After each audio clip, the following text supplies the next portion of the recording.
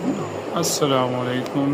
زم شعیب تاسو ګورئ ډاکټر ډیر عابد شعیب. نن به مونږ خبره کوو د کیپوټین په اړه کې.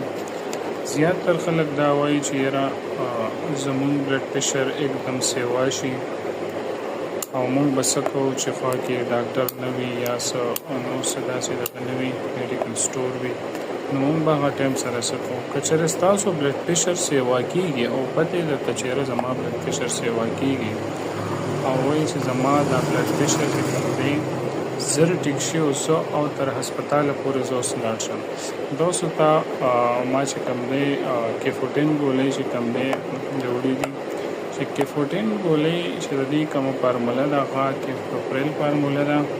کله چې د انسان بلډ پریشر سیوا شي زیات وي او ډاکټر نه وي، نو تاسو چې کوم دی کیفوټریل ګولۍ چې کوم دی استعمالولی شئ.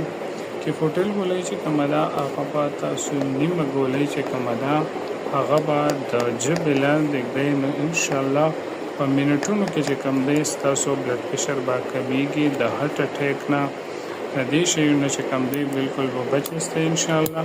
هغه ټایم دا مونږ سره یو ایمرجنسي ډرګز دی چې ایمرجنسي کې مونږ ورکوو چې هغه ټایم سره د هغه بلډ پریشر چې کوم دی کم شي او تر هسپتاله پورې ورسي.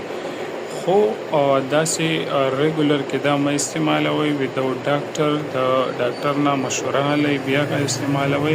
خو دا زه چې تاسو ته کوم ښیم لکه دا یو ایمرجنسي لکه یو هیلپفل چې کوم دی مونږ سره ده. سات چې کوم دی مونږ هغه ټایم کې دا ډسپرین هم اچولی شو ولې چې دا بلډ تینر دی که نه، نو دغه هم استعمالولی شي. خو کیپوټیل یو داسې ټبلیټ دی چې تاسو هغه ټایم سره منټ سیکنډو کې چې کوم دی ستاسو بی پی کم شي، نو زه چې بی پی کم شي نو انسان چې کوم دی هسپتال ته که لږ لیټ هم شي نو زه ورسیږي.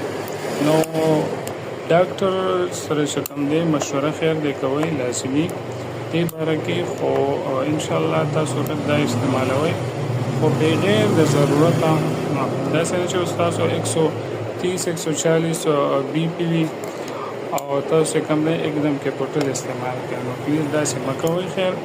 او که چېرته ستاسو 150 نه بره وي او څه ډاکټر نه وي در سره نږدې کلي، اکثر له په کلو کې داسې کېږي، تاسو خیر کیپوټین چې کوم دی یو ایمرجنسي ډرګ دی دا ځان سره کور کې کېدی چې کله هم داسې سیوا کېږي نو نیمه ګولۍ چې کوم دی هغه د ژبې لاندې ږدئ.